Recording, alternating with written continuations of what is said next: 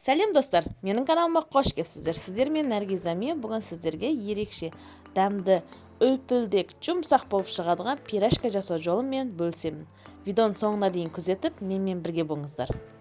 Достар, каналыма тіркелмеген болсаңыздар, тіркеліп, лайк басып, комментарий қалдыруды ұмытпаңыздар. Дәл базардағы пирожки сияқты жұмсақ болатын пирожки жолымен бөлісуге кеттік. Алдымен бір таза ыдысымызға тұзымызды, шекерімізді, сұйық майымызды и ыстықтау суымызды қойып, үстінен дрожжамызды салып, ұнымызды елеп салып, жұмсақтау қамыр қараудан бастаймыз. Қамырды ашытуға жібереміз де, картоптарымызды ашылап, турап, суға қайнатып аламыз. Картоптарымызды жуып шайып, үстіне суымызды құйып, тұзымызды салып, газге жібереміз. Сосын бір пиязды алып, майдалап, ұсақтап турап аламыз.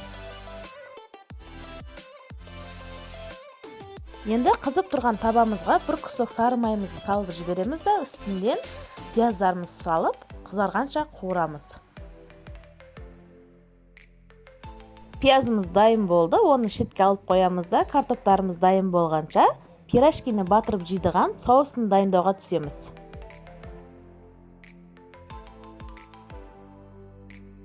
Соусын дайындауға 2 ас қасық томатный пастамызға 1 бокал суымызды құйып, жақсылап араластырып аламыз.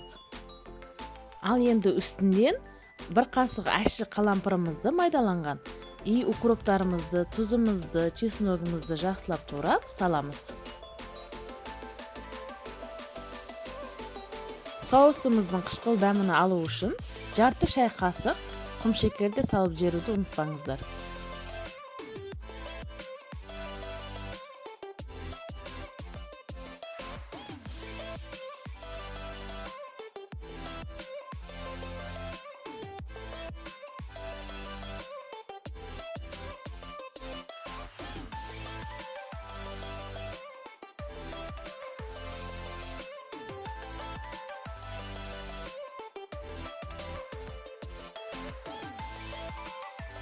Біз соусты алдын ала осылай дайындап алғанымыз жақсы, олар бір-біріне араласып, дәмі одан да керемет болып тұрады.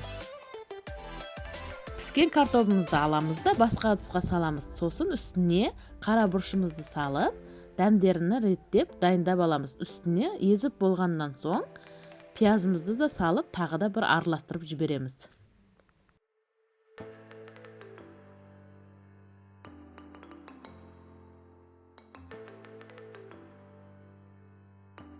Пюреміз дайын, енді тестаны алып, бөлектерге бөліп, зуалаларға бөлеміз.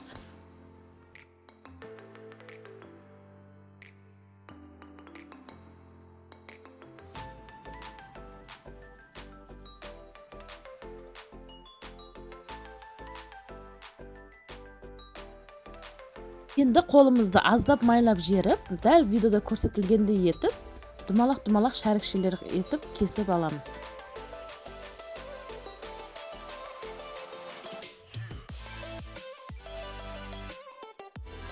Қамырымыздың үстін сасал майлап қоямыз и арғы бетін аударып, қолымызбен жайып шығамыз.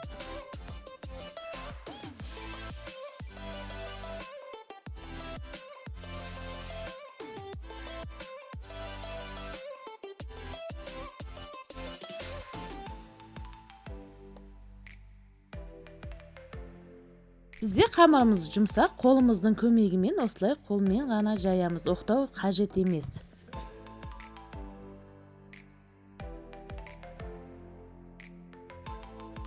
Жайып болған қамырларымыздың үстіне пюрелерімізді салып шығамыз да, әдемілеп түйеміз.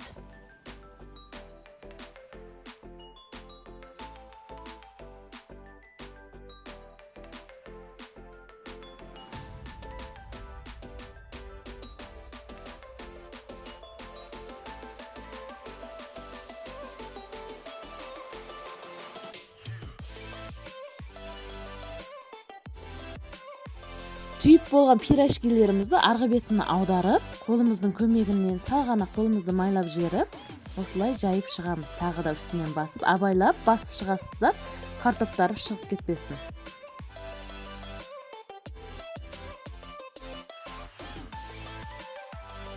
Видеода көрсетілгендей етіп, қолыңыздың көмегімен жайсаңыздар ыңғайлы жайылады өзі.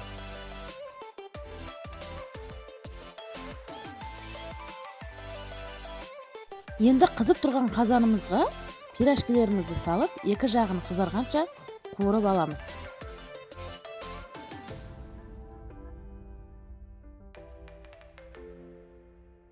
Достар, дәл осы рецепт бойынша сіздер де жасап, семьяңыздағыларды қуантыңыздар. Өте жұмсақ, әрі дәмді болып шығадыған пирожкилеріміз дайын. Ас болсын. Келесі видеоларда кездескенше сау саламатта болыңыздар.